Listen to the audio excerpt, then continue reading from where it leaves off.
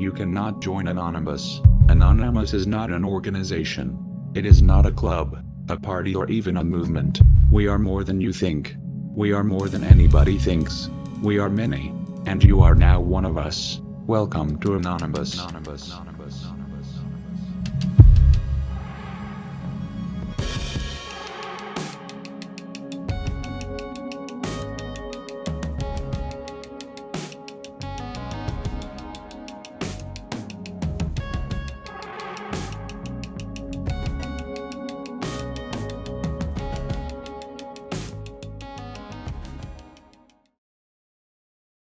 Hi there, I'm Taro, and today we'll be exploring the infamous group Anonymous. If you don't know them by the name, you'll know them by the mask. It's a reflective white, highlighted by black eyebrows and a moustache. Slits are cut on the eyes, and a thin rubber band spans the back, so it's held tightly on the head. Carved into the white plastic is a strange face. It's smiling, but seems to have a creepy, almost mysterious aura about it, with a comically exaggerated smile, rosy cheeks, and a stark nose. It seems to be ageless, and although it resembles a man's face, it doesn't seem to give away anything about the person wearing it.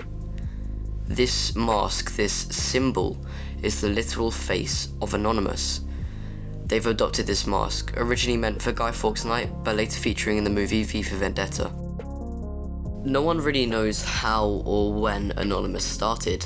All we know is that sometime in between 2003 and 2007, it began to fester in one of the darkest places on the internet, 4chan. 4chan is an image board site created in 2003 where anyone can post anything completely anonymously. Over time, people, namely hackers out to prove a point, began to identify as part of a larger group named Anonymous. The group began to grow, new members joining and making their presence known until it reached a tipping point. Anonymous became a movement, using their collective hacking skills to attack big corporations and people in the spotlight who they deemed to be hypocritical or doing wrong. Their group developed a purpose and rough values, namely the opposition of censorship and government control. In short, Anonymous believed in freedom. Freedom to do what you want, freedom of speech, just freedom. Anonymous has done many raids and protests in their time. Just to name a few, they've hacked the KKK, DDoSed the CIA site, attacked the Church of Scientology, fought homelessness, and attacked the Thai prison system. Time and time again, members have demonstrated their collective power. For example, on February 5th, 2011, a company named HB Gary, specialists in cybersecurity, who had previously worked with the US government, claimed to have information about the leading members of Anonymous from a recent attack. HB Gary had been working with the FBI to uncover members involved in a recent hack against PayPal, Amazon, Visa, and MasterCard. The CEO of HB Gary, Aaron Barr, told the press that they had information on the identities of key members of Anonymous. One of the biggest companies in cybersecurity, a trusted contractor of the US government, had just squared up to a small band of internet vigilantes. So what did Anonymous say to this behemoth of a company? Well, they infiltrated HB Gary's internal email system, ripping it apart and stealing over 60,000 confidential emails before posting them to Pirate Bay for anyone to read. And to top it all off, Anonymous hacked into their public website, replacing its homepage with this message. It reads, "We've seen your internal documents, all of them, and you know what we did? We laughed. Most of the information you've extracted is publicly available via our RIC networks. The personal details of Anonymous members you think you've acquired are quite simply nonsense. So why can't you sell this information to the FBI like you intended? Because we're going to give it to them for free." This hack alone proved to the world that Anonymous was a force to be reckoned with. The well-known Anonymous mask has been around for centuries, but only became part of their identity when the 2005 film V for Vendetta was released. Their message is also deeply rooted in this movie, drawing inspiration from its main plot and themes. The film revolves around the idea of uprising and anti-government sentiment, things that Anonymous also holds dear.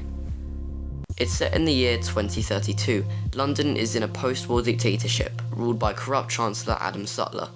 The governing powers watch London from above, controlling and ordering the citizens. The citizens of London are unhappy and badly treated, and a lone terrorist, V, or freedom fighter, depending on your viewpoint, marked out by the same Guy Fawkes mask, struggles to make a difference. By the second half of the film, an idea is born. Time is closing in on him, and the government are following the breadcrumb trail V's left behind. He decides to post millions of white plastic Guy Fawkes masks to the people of London. Each is identical and makes for a kind of unified uniform, identical to his own mask. The film ends with thousands of unarmed people marching towards the Houses of Parliament, wearing the mask of a terrorist. The military struggle to comprehend the situation as a swath of black figures swarm towards them. Like an army of ants, they cover the streets, all different people but unified under the same movement and by the same mask. They jump over blockades in the dark, pushing through streets to reach their destination. And just as they reach it, the Houses of Parliament explode in a crescendo of stone and plaster, crimson and yellow flames appearing from the rubble. The crowd removes their masks to watch the spectacle as the film draws to a close. The people of London came together and overthrew a dictatorship.